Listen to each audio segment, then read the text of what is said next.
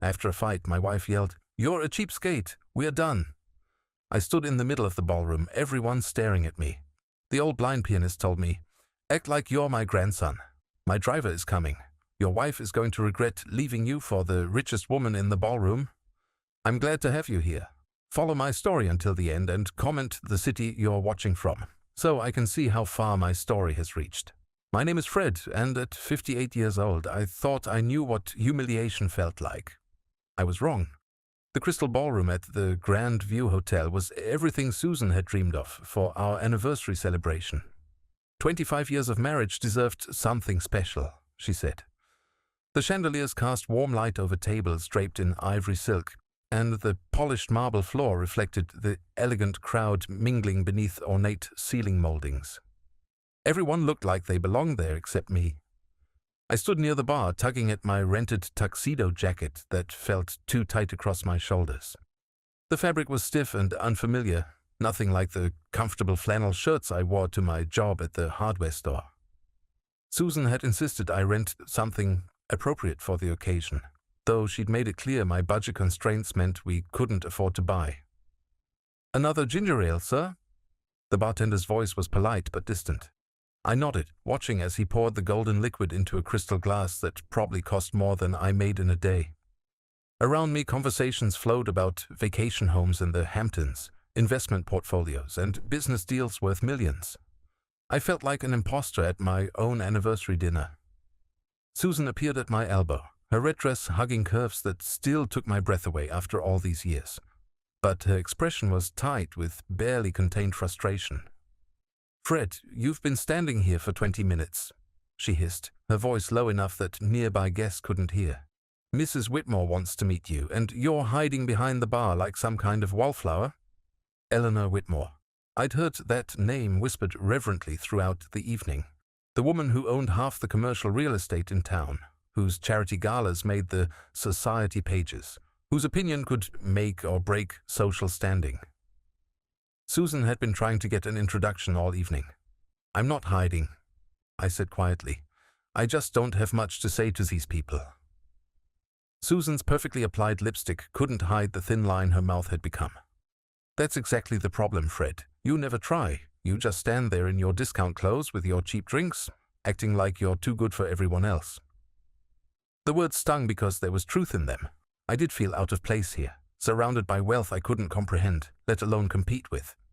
But I wasn't acting superior. I was trying to be invisible. "Susan, please. Can we just enjoy our dinner? You look beautiful tonight, and I thought this was supposed to be about us." She let out a sharp laugh that made several heads turn in our direction. "About us." Fred, look around. This is about being somebody, about making connections, about not being embarrassed to introduce my husband to people who matter. The conversation at nearby tables had quieted, and I could feel eyes on us. My face burned with the familiar heat of embarrassment, the same feeling I'd carried since childhood when other kids had nicer clothes and bigger lunches than I did. "I work hard," I said, my voice barely audible. "I've provided for you for 25 years. Maybe I'm not rich, but I've never let you down." "Provided." Susan's voice rose another notch. "Fred, we live in a 2-bedroom ranch house that we're still paying off. I drive a car that's 8 years old, and you think taking me to Olive Garden twice a month is fine dining. Meanwhile, Eleanor Whitmore just told me about her winter home in Aspen, and I had to pretend we had vacation plans more exciting than camping in state parks." Each word landed like a physical blow. I'd been proud of our little house, proud that we'd never missed a mortgage payment despite my modest income. I thought the camping trips were romantic, a chance to reconnect away from the pressures of daily life. Apparently, I'd been wrong about a lot of things. "What do you want me to do, Susan? I can't change what I am. I'm not a businessman or an investor. I fix things. I help people with their repairs and their problems, and I'm good at what I do." "Good at what you do?" Her voice cracked like a whip. "Fred, you're a clerk at a hardware store. You've been a clerk for 15 years. You have no ambition, no drive to be anything more than ordinary." The ballroom had gone silent around us. Even the string quartet seemed to pause between songs. I could see Eleanor Whitmore watching us from her table, her silver hair perfectly styled, her diamond earrings catching the light as she leaned forward to hear better. "Susan, please." Not here. But something had broken loose in my wife. 25 years of resentment pouring out like water from a burst dam. Not here? When, Fred? When is the right time to talk about how you've never wanted anything more than mediocrity? When is the right time to discuss how embarrassed I am to tell people what my husband does for a living? Tears welled in my eyes and I hated myself for it. Real men weren't supposed to cry, especially not in front of a room full of strangers who already looked down on them. I love you, I whispered, as if those 3 words could somehow repair what was breaking between us. Susan stared at me for a long moment, and I saw something die in her eyes. When she spoke again, her voice was cold and final. You're a cheapskate, Fred. You've always been a cheapskate, and you always will be. I can't do this anymore. We're done. She turned and walked away, her heels clicking against the marble floor like a countdown to my destruction. I watched her approach Eleanor Whitmore's table, watched the elegant older woman stand and embrace my wife like she was welcoming her into some exclusive club I'd never be invited to join. I stood there in the middle of the ballroom, surrounded by whispers and barely concealed stares. Some faces showed pity, others amusement, but most just looked uncomfortable, as if my public humiliation was a social disease they might catch. My hands shook as I set down my ginger ale on a nearby table. The crystal made a small ringing sound against the marble top, absurdly delicate in the heavy silence that surrounded me. Then I heard it. The gentle sound of piano keys, a soft melody that seemed to acknowledge my pain without judgment. I turned toward the corner of the ballroom where an old man sat at a baby grand piano, his fingers moving across the keys with practiced grace. He was thin and frail-looking, probably in his 80s, with silver hair and dark glasses that suggested he was blind.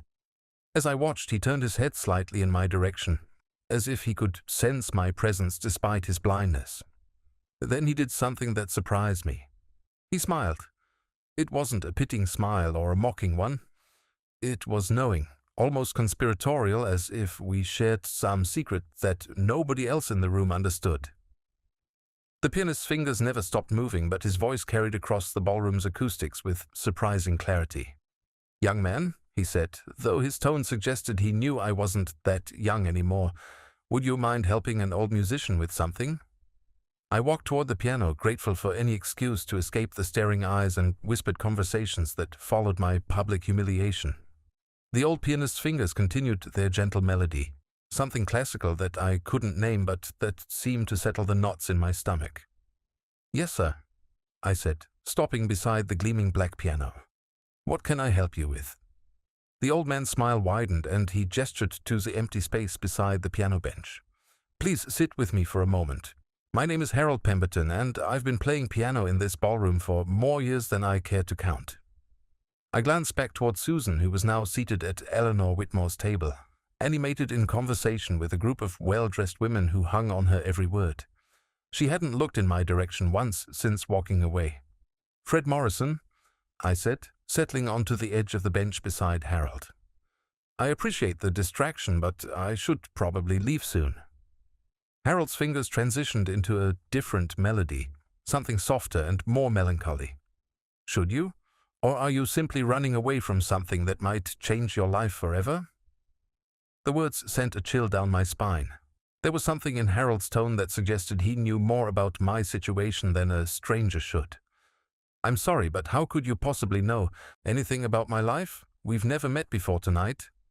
Harold chuckled, a sound like dry leaves rustling. "Oh, but we have met, Fred. Not directly, perhaps, but our paths have crossed in ways you couldn't possibly imagine." I studied his profile, the sharp nose and high cheekbones, the way his silver hair was perfectly combed despite his obvious age. His dark glasses reflected the ballroom's chandeliers, making it impossible to see his eyes, but I had the unsettling feeling that he could see me perfectly well. "I'm afraid I don't understand. Tell me, Fred, do you remember your father speaking about his time in Korea, specifically about a fellow soldier named Tommy Pemberton?" My breath caught in my throat. My father had died when I was 17, but I remembered his war stories. Tommy Pemberton had been his best friend in the service, the man who'd saved Dad's life during an ambush near Seoul. Dad had talked about Tommy with a mixture of love and sadness, mentioning how they'd lost touch after the war, despite promises to stay in contact. Tommy Pemberton was my nephew. Harold said quietly, his fingers never missing a note. He wrote to me about your father many times. Robert Morrison, Bobby to his friends. A good man who deserved better than what life handed him. I felt dizzy, as if the ballroom was spinning around me. That's impossible. You couldn't know that. Bobby worked construction his whole life, broke his back to provide for his family. Tommy told me about the letters your father sent after the war, about how he married a sweet girl named Martha, had a son named Fred who was born in 1965. Each detail hit like a physical blow. My mother's name was Martha. I was born in 1965. But this information wasn't exactly secret. Anyone could have researched it. What are you trying to tell me?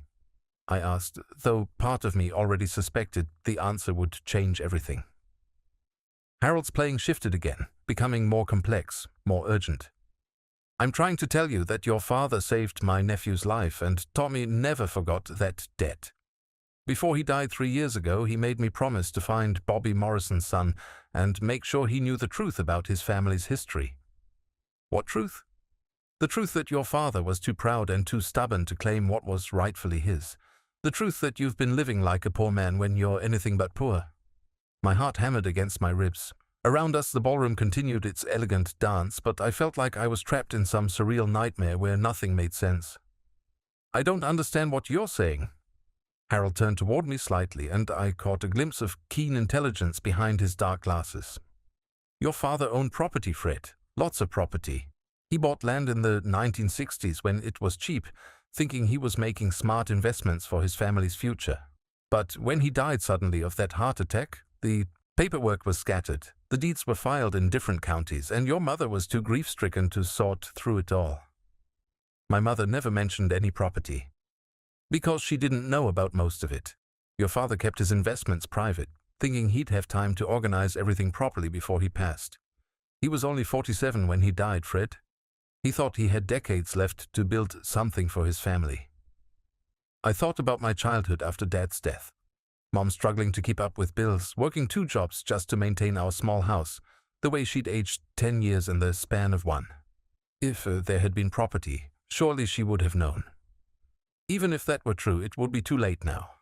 It's been 41 years since Dad died. Harold's smile became mysterious, almost mischievous. Not necessarily. You see, when property taxes aren't paid for extended periods, the state takes over.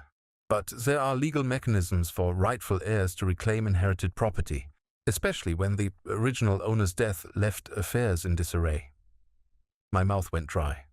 Are you saying there's still property out there with my father's name on it? I'm saying there's property that should have your name on it now. Tommy spent the last 5 years of his life researching your father's investments, tracking down deeds, following paper trails that led to some very interesting discoveries. What kind of discoveries? Before Harold could answer, I heard the sharp click of heels approaching. Susan appeared beside the piano, her face flushed with excitement or alcohol, I couldn't tell which. Fred, what are you doing? She demanded. I've been trying to introduce you to important people, and you're hiding in the corner with a piano player? Harold's fingers never stopped moving across the keys, but his voice carried clearly. Mrs. Morrison, how lovely to finally meet you. I've heard so much about you. Susan blinked, clearly taken aback. I'm sorry, have we met? Not formally, but I've been watching you this evening. You seem to have made quite an impression on Eleanor Whitmore. Something flickered across Susan's face, a mixture of pride and wariness. Mrs. Whitmore has been very kind. She's taken an interest in my future. I'm sure she has, Harold said, and there was something almost predatory in his tone. Eleanor has always been excellent at recognizing opportunity. A sound from outside caught Harold's attention, the low rumble of an expensive engine pulling into the hotel's circular drive. His playing stopped abruptly, the sudden silence startling in its completeness. Ah, he said, rising from the piano bench with surprising agility for his age. My ride has arrived? I stood as well, confused and desperate for answers to the dozens of questions racing through my mind. Wait, you can't just leave. What about my father's property? What about these discoveries you mentioned?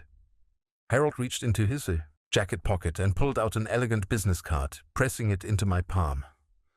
All in good time, Fred, but first I need you to do something for me. What? When my driver comes inside to collect me, I want you to act like you're my grandson. Play along with whatever I say, and don't ask questions until we're in the car." "I don't understand." Harold's grip on my arm was surprisingly strong. "Trust me, Fred. In about 2 minutes, everything you thought you knew about your life is going to change. And your wife?" He glanced toward Susan, who was still standing there looking confused and slightly annoyed. "Your wife is going to realize she made a terrible mistake tonight." The ballroom doors opened, and a man in a crisp black suit entered, scanning the room with professional efficiency. He was tall and broad-shouldered, with the kind of bearing that suggested military or security training. When his eyes found Harold, he nodded and began walking toward us. "Remember," Harold whispered urgently, "you're my grandson. Follow my lead." Susan stepped closer to me, her confusion deepening. "Fred, what is going on? Who is this man?" The driver approached our group, his expression respectful but unreadable. "Mr. Pemberton, sir. The car is ready whenever you are." Harold smiled broadly, reaching out to pat my shoulder with grandfatherly affection. "Thank you, James. I was just telling my grandson Fred here about the evening's entertainment. Weren't you enjoying the music, grandson?" The word hit the air like a thunderclap. Susan's mouth fell open, and I could see Eleanor Whitmore turning in her chair at her table, suddenly paying very close attention to our corner of the ballroom. "Yes," I heard myself say, though my voice sounded strange to my own ears. "It was beautiful, grandfather." Harold beamed as if I'd just given him the greatest gift in the world. "Wonderful. James, would you mind if Fred joined us for the ride home? I have so much I want to share with him about the family." The Bentleys that waited outside the Grandview Hotel was not what I expected. The midnight blue sedan gleamed under the hotel's entrance lights, its chrome details catching reflections like jewelry. James held the rear door open with the practiced ease of someone accustomed to serving wealthy clients, and I found myself sliding across leather seats that probably cost more than my monthly salary. Harold settled beside me with a satisfied sigh, tapping his fingers against his knee as James closed the door and moved around to the driver's seat. Through the tinted windows, I could see Susan standing in the hotel's entrance, her face a mixture of confusion and something that looked suspiciously like panic. "Don't look back, Fred," Harold said quietly as the car pulled away from the curb. "Tonight is about moving forward." The interior of the Bentley was like stepping into another world. Soft ambient lighting, polished wood trim, and the kind of silence that only comes with serious money. I ran my hand along the leather seat, trying to process what had just happened. "I need you to explain what's going on," I said, my voice barely above a whisper. "Why did you want me to pretend to be your grandson? And what did you mean about my father's property?" Harold turned toward me, and in the car's dim lighting I could see him more clearly than I had in the ballroom. His face was lined with age, but there was a sharpness to his features that spoke of intelligence and determination. Behind his dark glasses, I caught a glimpse of eyes that seemed far too knowing for comfort. "Your father, Robert Morrison, was my nephew Tommy's best friend and the man who saved his life in Korea. When Tommy came home from the war, he couldn't stop talking about Bobby Morrison. How brave he was, how loyal, how he deserved so much more than the hand life had dealt him. I thought about the few photos I had of my father in his military uniform, young and serious-faced, standing with other soldiers whose names I'd never known. Tommy Pemberton had been just another name in Dad's war stories, but apparently the connection had run much deeper than I'd realized. Tommy made a promise to your father," Harold continued. "If anything ever happened to Bobby, Tommy would look after his family. When your father died so young, Tommy tried to find you and your mother, but you'd moved and there was no forwarding address. It took him years to track down where you'd gone." "My mother moved us to Michigan after Dad died," I said. "She thought a fresh start would help with the grief." "Exactly. And by the time Tommy found you, you were 18 and had already enlisted in the army yourself. Tommy decided to wait, to let you live your own life. But he never stopped watching from a distance. He never stopped researching what your father had left behind." The car glided through the city streets, past neighborhoods I recognized and others that were clearly beyond my social circle. Massive houses with circular drives and manicured lawns, the kind of wealth I'd only seen in magazines. "You mentioned property," I said. "What kind of property?" Harold reached into his jacket and pulled out a manila folder, thick with documents. Your father was smarter than anyone gave him credit for, Fred. While other men his age were spending their paychecks on beer and cars, Bobby was buying land, small parcels, mostly rural, in counties where property was cheap and no one thought it would ever be worth anything. He opened the folder, and even in the car's dim light, I could see photocopied deeds, survey maps, and official-looking documents with my father's signature scrawled across the bottom. 1962 through 1968, Harold said, pointing to dates on various papers. Your father bought 11 separate parcels of land across 3 counties. He paid between $500 and $2,000 per parcel, depending on the size and location. That doesn't sound like much money. Harold's smile was enigmatic. It wasn't much money then, Fred. But land has a funny way of appreciating in value, especially when suburban sprawl starts reaching into rural areas. My heart began to race as the implications sank in. Are you saying this land is worth more now? I'm saying that 3 of your father's parcels are now located in what became the Millbrook Shopping Center. 2 others are part of the Riverside Industrial Park. And the remaining 6 parcels sit directly in the path of the new interstate bypass that's scheduled to break ground next year. The folder trembled in my hands as I stared at the documents. Shopping centers, industrial parks, interstate highways. These were the kinds of developments that turned worthless farmland into gold mines. How much? I whispered. Conservatively, based on recent comparable sales and development projections, we're looking at somewhere between $8 and $12 million. The number hit me like a physical blow. $8 to $12 million. I thought about my 2-bedroom ranch house with its mortgage that still had 15 years left on it. I thought about my 8-year-old car and my job at the hardware store where I made $37,000 a year. I thought about Susan calling me a cheapskate in front of a room full of strangers. That's impossible, I said. If my father owned all this land, where has it been for 41 years? Why haven't I been paying property taxes? Why didn't my mother know about it? Because your father was planning to tell her everything when he turned 50, Harold said gently. He wanted to surprise her, to present her with financial security she'd never dreamed of. But he died at 47, and the paperwork was scattered across multiple filing systems in different counties. Your mother was grieving and overwhelmed, and the legal system wasn't as interconnected then as it is now. What happened to the property? The counties eventually took possession for unpaid taxes, but here's where it gets interesting. Because your father's death was sudden and his affairs were in disarray, the properties were never properly processed through probate court. They're in a legal limbo, technically owned by the state, but with unclear title history. My head was spinning. What does that mean?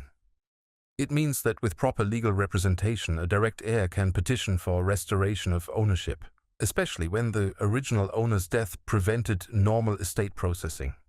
Tommy spent years researching the legal precedents, and he found dozens of cases where inherited property was successfully reclaimed decades after the original owner's death. I stared out the window, watching expensive neighborhoods give way to even more expensive ones.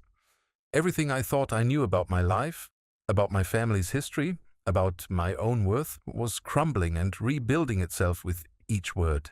Harold spoke. Why didn't Tommy contact me directly? Why work through you? Harold's expression grew sad. Because Tommy died 3 years ago, Fred. Cancer. But before he passed, he made me promise to find you and make sure you knew the truth. He felt he owed it to your father's memory. I still don't understand why you wanted me to pretend to be your grandson back at the hotel. Because, my dear boy, your wife isn't the only one who's been watching you tonight.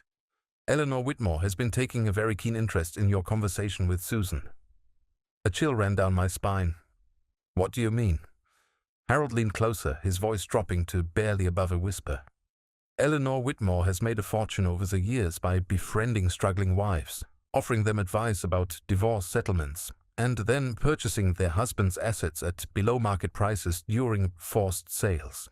She's done it dozens of times. You're saying she's deliberately trying to break up marriages? I'm saying she's very good at recognizing when marriages are already breaking apart, and she's excellent at positioning herself to profit from the aftermath. Your wife's very public outburst tonight was exactly the kind of opportunity Eleanor looks for. My phone buzzed in my pocket. A text message from Susan. Where are you? People are asking questions. Eleanor wants to know about the old man you were talking to. Harold noticed me reading the message. She's curious now, isn't she? Wondering who I am, why my driver picked you up in a Bentley, why I claimed you as my grandson. Why did you do that? Because I wanted Eleanor to see you differently. I wanted her to wonder if maybe she'd misjudged the situation. I wanted your wife to start asking questions about what she might not know about her husband.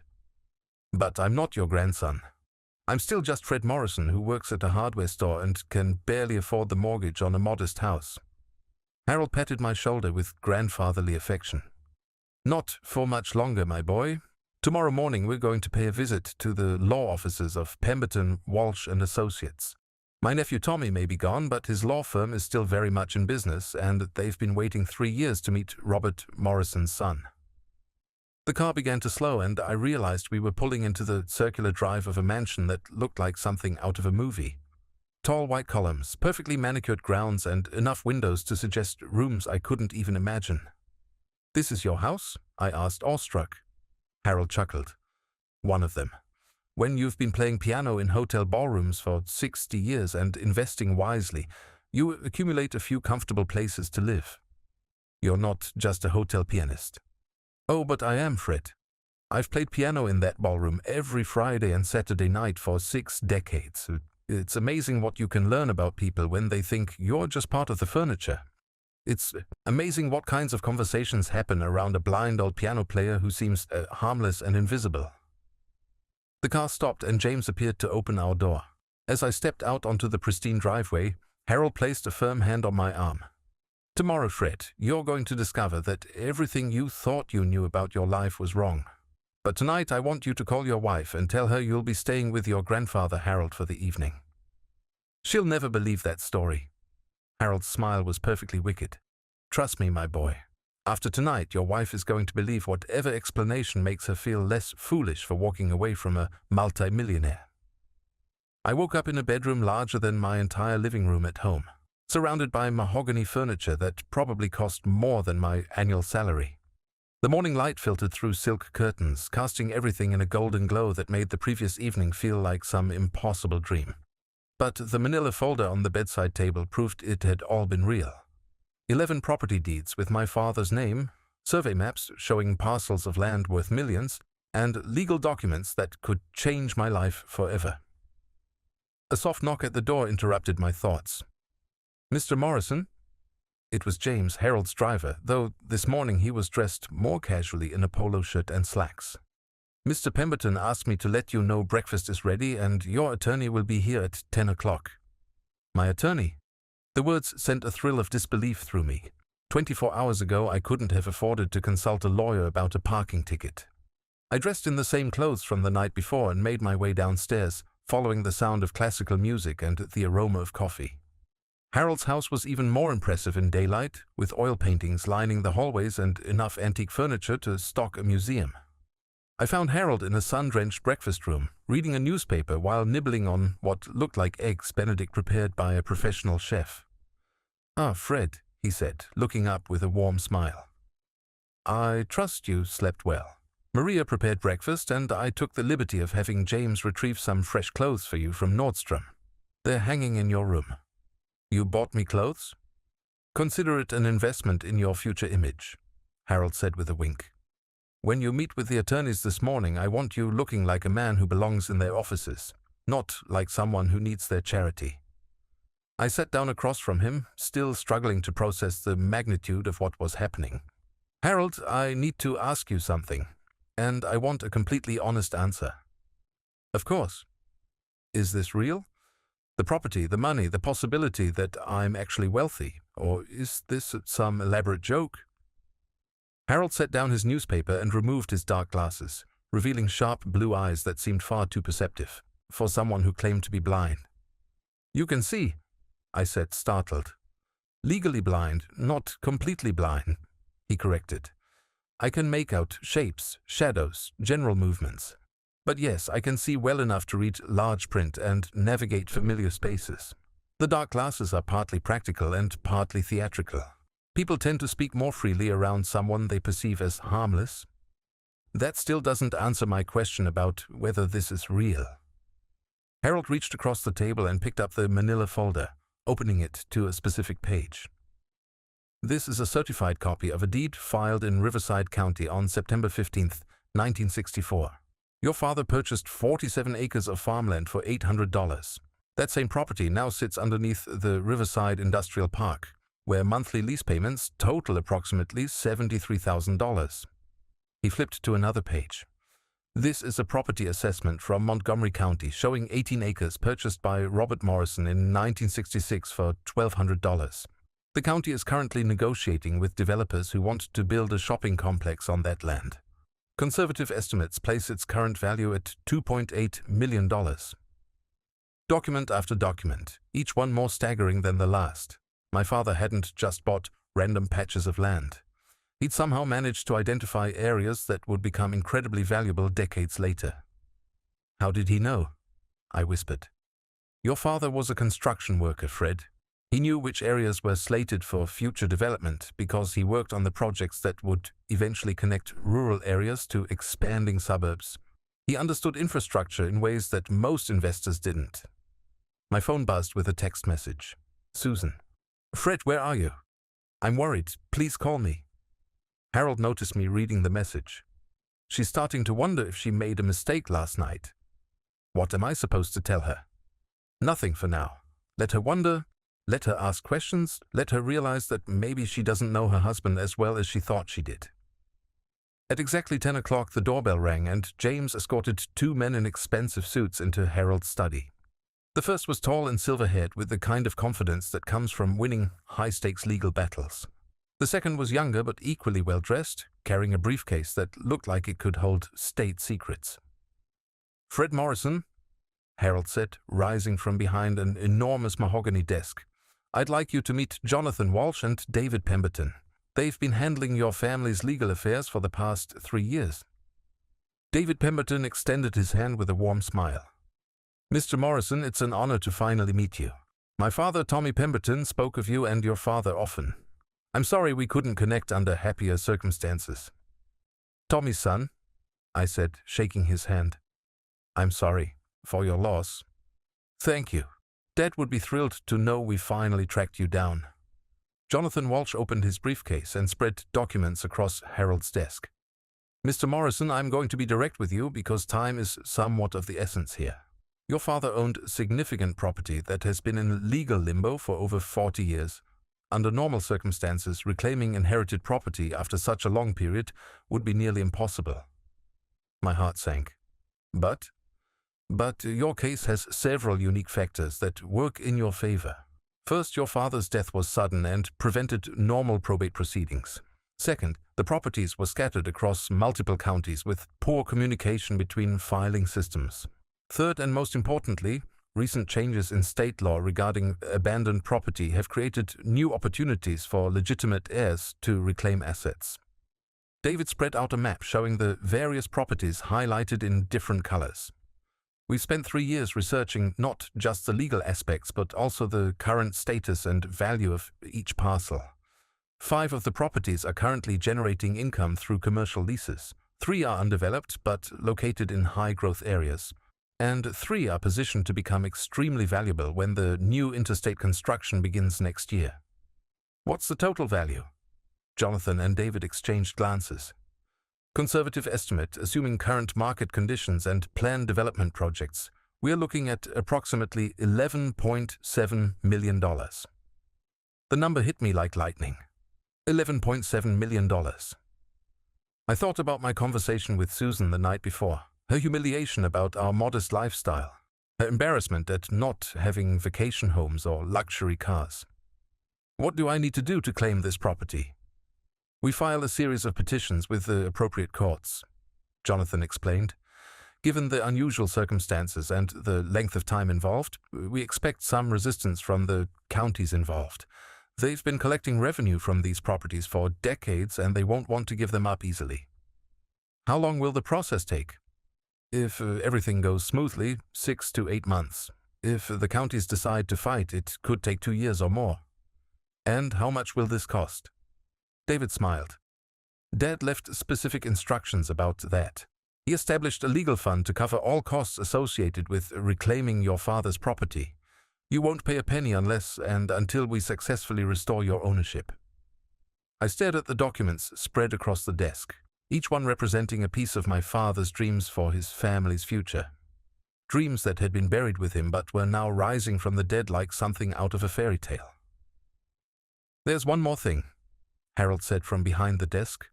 Something we need to discuss before you make any decisions about how to proceed.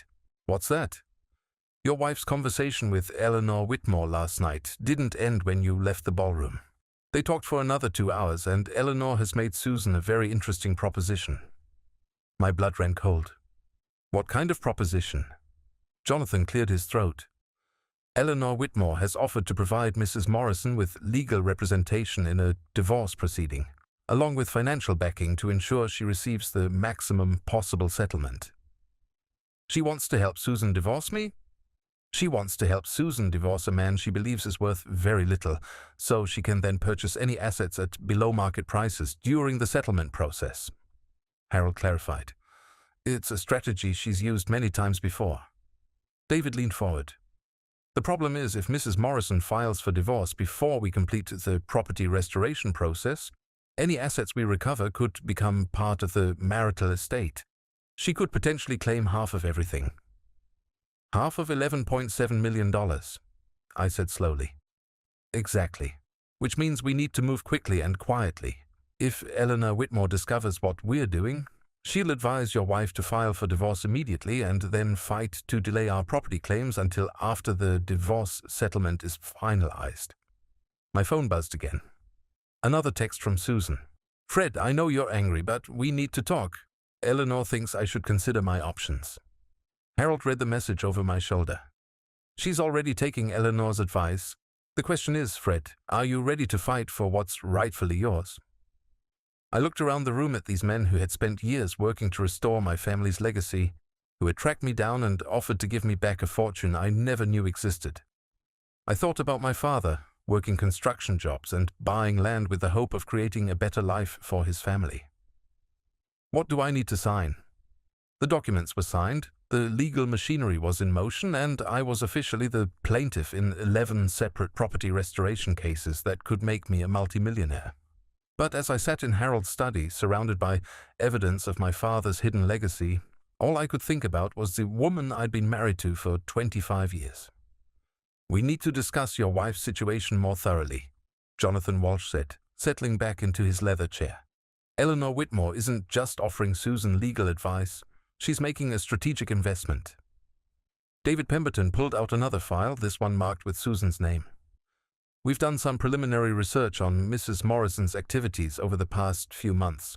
The pattern suggests this divorce isn't as spontaneous as it appeared last night. My stomach lurched. What do you mean?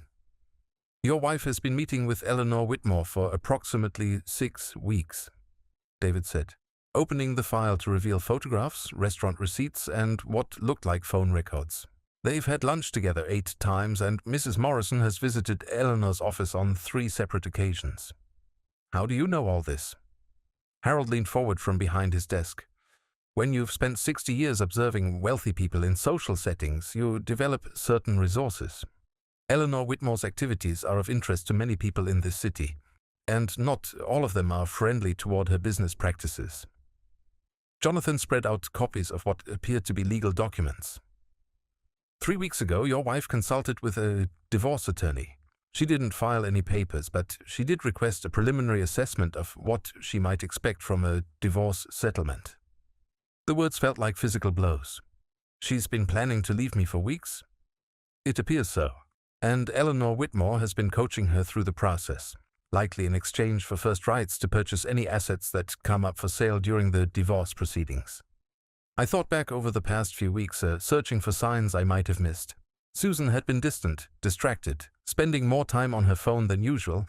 I'd attributed it to stress from planning our anniversary dinner, but apparently she'd been planning something entirely different. There's more, David said gently. Your wife has also been researching your employment history, your financial records, and your family background. She's been building a case for why she deserves a larger settlement based on the sacrifices she claims to have made during your marriage. What kind of sacrifices? Harold pulled out a stack of what looked like printed emails. According to these communications between Susan and Eleanor, your wife believes she's entitled to compensation for 25 years of supporting a husband with no ambition, no drive to succeed, and no prospects for financial improvement. Each word was like a knife twisting in my chest. I'd spent our entire marriage believing that Susan loved me despite my modest circumstances, that she valued our simple life together, that she was content with what we'd built as a team. She's been documenting everything, Jonathan continued.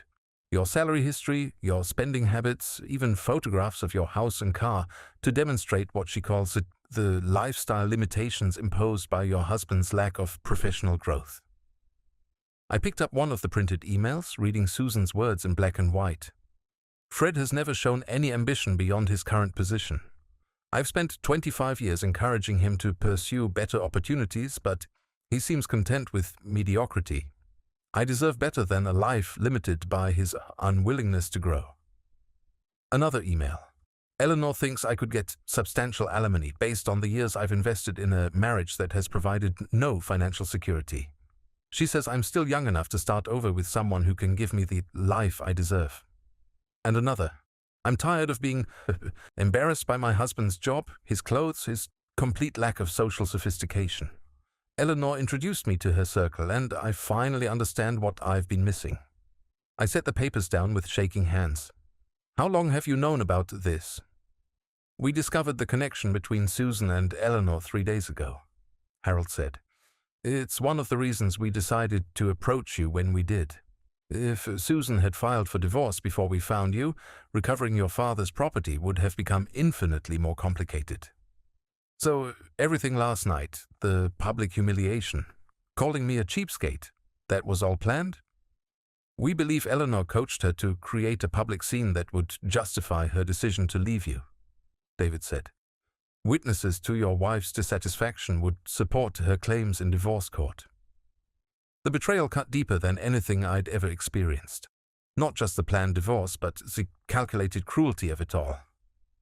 Susan hadn't just fallen out of love with me. She'd systematically built a case against our entire marriage while pretending everything was normal. My phone buzzed with another text. Fred, please come home. I'm scared and confused. Last night got out of hand. We need to talk about our future. I showed the message to Harold, who smiled grimly. She's having second thoughts. The fact that you left with a wealthy man in a Bentley has her questioning whether she knows the whole story. What should I do? Go home, Jonathan advised. Act normally. Don't mention the property. Don't mention what you've learned about her meetings with Eleanor. Let her dig her own grave deeper. I don't know if I can pretend everything is okay. Harold stood and walked around the desk, placing a fatherly hand on my shoulder. Fred, your wife has spent weeks documenting what she sees as your failures. She's prepared to humiliate you in court, to claim that you've wasted her life and that she deserves compensation for her suffering. The question is, are you going to let her get away with it? What are my alternatives? David pulled out a fresh set of documents. We could file a countersuit alleging fraud and emotional distress. If we can prove she entered into a conspiracy with Eleanor Whitmore to manipulate the divorce proceedings for financial gain, we could potentially recover damages. Or, Jonathan added, we could let her file for divorce and then surprise her with the property revelations. She'd be entitled to half of whatever we recover, but she'd also be tied to a legal process that could take years to resolve. Eleanor Whitmore would lose interest once she realizes there are millions of dollars at stake and serious legal complications. I thought about the woman I'd loved for 25 years, the woman who'd shared my bed and my dreams and my modest life, the woman who'd apparently been documenting my inadequacies while planning her escape. There's a third option, Harold said, quietly. We could give Susan exactly what she thinks she wants. I don't understand. Your wife believes you're worth very little. She's preparing to divorce a man she sees as a failure, someone who will never amount to anything significant. Eleanor Whitmore is interested in Susan because she thinks you're easy prey. Harold walked to his window, looking out at the manicured grounds of his estate. What if we let them proceed with their plans? What if we let Susan file for divorce, split your current assets according to her expectations, and then proceed with the property recovery after the divorce is finalized? She'd get half the house and half my savings account, which isn't much, I said slowly. Exactly. A few $1,000s in savings, half the equity in a modest house, maybe some alimony based on your current salary. Eleanor would purchase any assets at below-market prices. Susan would walk away with what she considers adequate compensation for her suffering, and then I'd be free to claim my father's property without having to share it with someone who betrayed me. Jonathan nodded approvingly. It's risky because divorce proceedings can be unpredictable, but if we time everything correctly, your wife could end up with a settlement based on assets worth maybe $50,000 instead of half of $11.7 million. But I'd have to let her divorce me. I'd have to let her think she's winning. Fred, Harold said, turning back from the window, your wife stopped being your partner the moment she started documenting your failures for Eleanor Whitmore. She stopped being your ally when she began planning your humiliation in divorce court. The question isn't whether you should let her divorce you. The question is whether you want justice or just revenge. I stood up and walked to the window beside Harold, looking out at a world that had changed completely in the space of 24 hours. Somewhere out there, Susan was waiting for me to come home so she could continue her performance as a confused and wounded wife. Somewhere out there, Eleanor Whitmore was planning how to profit from my destruction. What's the difference between justice and revenge? I asked. Harold smiled, and for the first time since I'd met him, the expression was genuinely warm instead of calculated. Justice is getting what you deserve. Revenge is making sure they get what they deserve. I pulled out my phone and typed a response to Susan. I'll be home soon. We definitely need to talk about our future. As I hit send, I realized that my wife had no idea how right she was. We definitely needed to talk about our future, just not in the way she expected. Gentlemen, I said, turning back to the lawyers, let's discuss timing. 6 months later, I stood in the law offices of Pemberton, Walsh and Associates, holding the final court order that officially restored ownership of all 11 properties to the Morrison estate. The legal battles had been intense, with 3 different counties fighting the restoration, but Jonathan and David had prevailed in every case. The divorce had been finalized 2 weeks earlier. Susan received exactly what she'd expected. $22,000 from our savings account, half the equity in our modest house, and monthly alimony payments based on my hardware store salary. Eleanor Whitmore had purchased the house at below market value, just as Harold had predicted, and Susan had walked away feeling vindicated and financially secure. She had no idea that the man she divorced for being a failure was now worth $12.3 million. The Riverside Industrial Park lease payments alone will generate approximately $78,000 monthly, David said, reviewing the final paperwork. The Montgomery County properties are scheduled for development starting next spring, which should increase their value substantially. And the interstate project has been approved, which means the remaining parcels will likely triple in value over the next 5 years. I nodded, but the numbers still felt surreal. A year ago, I'd been counting pennies to afford a dinner at Olive Garden. Now I was earning more in a month than I'd previously made in 2 years. What about the tax implications? I asked. Jonathan smiled. The property restoration is treated as an inheritance rather than income, so there's no immediate tax liability. Once we start selling parcels or collecting lease payments, we'll structure everything through a family trust to minimize your tax burden. My phone buzzed with a text message. I glanced at it and couldn't help but smile. Good news, Harold asked from across the conference table. Susan just sent me a photo of her new apartment. She's very excited about her independence and her fresh start. Harold chuckled. I imagine she is. Eleanor Whitmore's circle must be very impressed with her successful divorce settlement. The irony was perfect. Susan believed she'd escaped a life of limitation and mediocrity. She told anyone who would listen about how she'd finally found the courage to leave her unmotivated husband and claim the life she deserved. Eleanor had introduced her to other divorced women who'd successfully upgraded their circumstances, and Susan felt like she'd joined an exclusive club. "Have you decided what you want to do with the Morrison Trust?" David asked. "I'd established the trust not just for tax purposes, but because I wanted my father's legacy to mean something beyond just accumulating wealth. I want to create a scholarship fund for children of construction workers and tradespeople, kids whose parents work with their hands but dream of giving their children opportunities for higher education." "That's a beautiful tribute to your father," Harold said. "And I want to endow a music program for underprivileged kids. Piano lessons, specifically." Harold's eyes brightened, behind his dark glasses. "Any particular reason for piano lessons?" "Because I met a piano player who taught me that sometimes the most important people in your life are the ones you least expect to matter." We spent the next hour finalizing details, signing papers, and setting up the financial structures that would manage my new wealth. When everything was complete, Jonathan and David shook my hand and congratulated me on successfully reclaiming my father's legacy. As they left, Harold and I remained in the conference room, surrounded by the paperwork that had transformed my life. "What will you do now?" Harold asked. "I bought a house," I said. "Nothing too extravagant, but it has a beautiful view of the lake and enough space for a workshop where I can build furniture.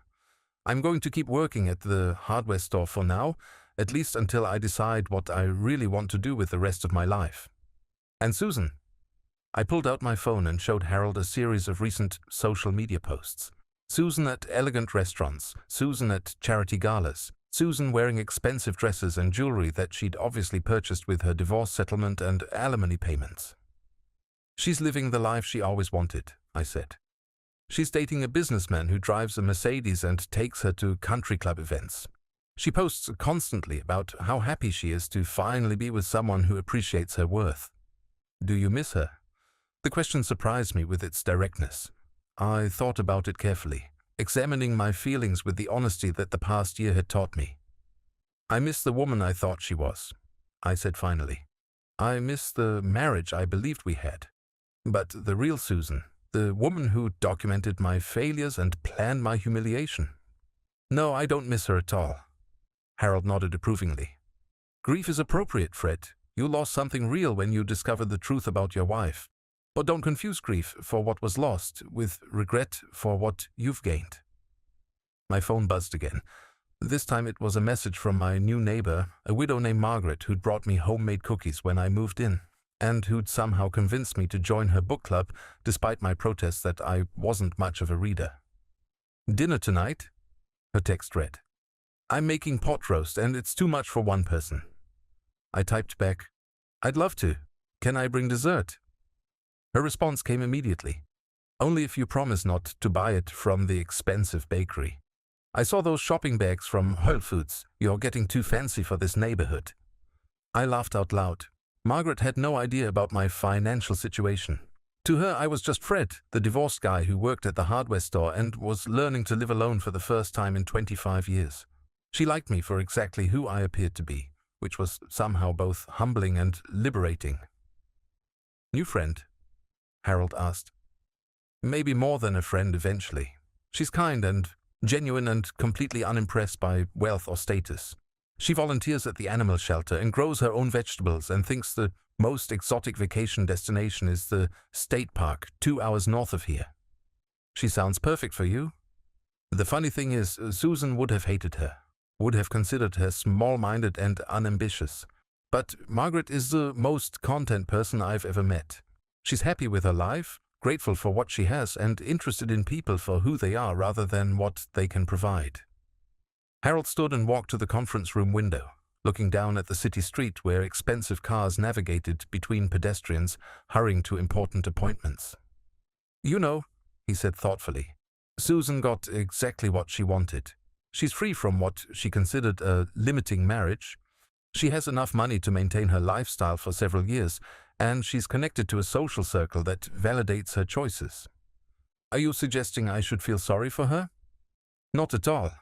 I'm suggesting that sometimes the best revenge is simply allowing people to get exactly what they think they want." I joined him at the window, watching the city bustle below us. Somewhere out there, Susan was probably getting ready for another elegant evening with her new boyfriend, probably posting photos of her outfit and her dinner reservations, probably feeling victorious about the life she'd created for herself. She had no idea that the man she divorced for being a cheapskate was now worth more money than she'd ever dreamed of. She had no idea that the property recovery she'd never known about could have given her a lifestyle beyond her wildest fantasies. She had no idea that her former husband was now in a position to buy and sell people like Eleanor Whitmore without thinking twice about it. The beautiful thing about justice, Harold said, is that it doesn't require the guilty parties to understand what's happening to them. Susan will live her entire life believing she made the right choice, believing she escaped a limiting situation and found something better. She'll never know what she lost. And Eleanor Whitmore? Harold's smile was enigmatic. Eleanor made her profit from your house sale, but she's also now tied to a woman whose financial security is entirely dependent on alimony payments from a hardware store clerk. Susan isn't the wealthy conquest Eleanor thought she was acquiring. She's just another divorced woman with limited assets and expensive tastes. I thought about the last time I'd seen Eleanor, at a restaurant downtown where I'd taken Margaret for her birthday. Eleanor had been dining with Susan and another couple, and Susan had spotted me across the restaurant. She'd waved enthusiastically, probably wanting to show off her new lifestyle to her ex-husband. But I'd simply nodded politely and returned my attention to Margaret's story about a rescue dog she was trying to find a home for. Eleanor had studied me for a long moment, clearly trying to reconcile my presence at an upscale restaurant with her assessment of my financial situation. But since I was dressed in simple khakis and a button-down shirt, driving my modest car and dining with a woman who wore a sweater she'd obviously knitted herself, Eleanor had apparently concluded that I was simply stretching my budget for a special occasion. "I have one more surprise for you," Harold said, pulling an envelope from his jacket pocket. "Consider it a housewarming gift." I opened the envelope to find a deed to a small piece of property about an hour north of the city. According to the paperwork, it was 17 acres of wooded land with a small cabin and a pond. "Harold, I can't accept this." "It's not valuable in terms of development potential," he said. "Just a quiet place where a man can think, where he can remember his father without distractions, where he can decide what kind of legacy he wants to leave for the next generation." I stared at the deed, overwhelmed by the generosity of this man who'd become so much more than the stranger who'd rescued me from my humiliation. "Thank you," I said, "for everything. Not just the property, but for giving me back my father's dreams, for teaching me the difference between justice and revenge, for showing me that sometimes losing everything is the only way to discover what you're really worth." Harold clapped me on the shoulder with genuine affection. "Your father would be proud of you, Fred. You took everything that life threw at you, and you turned it into something beautiful." As we left the law office together, I felt a peace I'd never experienced before. I had more money than I'd ever dreamed of, but more importantly, I had something Susan had never been able to take away from me. Self-respect. My phone buzzed one more time. Margaret again. "Change of plans. My granddaughter just called, and she's bringing her new boyfriend to dinner. Hope you don't mind a full house. Fair warning, she'll probably interrogate you about your intentions with her grandmother." I typed back, "Looking forward to it. I'll bring enough dessert for everyone." As I walked to my car, I realized that Margaret's granddaughter's boyfriend would be meeting the real Fred Morrison tonight. Not the failure Susan had described to her divorce attorney, not the cheapskate she'd humiliated in a ballroom, not the limited man who'd held her back from the life she deserved. He'd be meeting a man who'd learned to value himself, who'd discovered that true wealth had nothing to do with bank accounts and everything to do with dignity, kindness, and the courage to build a life based on authenticity rather than pretense. And that man, I realized, was worth far more than $12.3 million.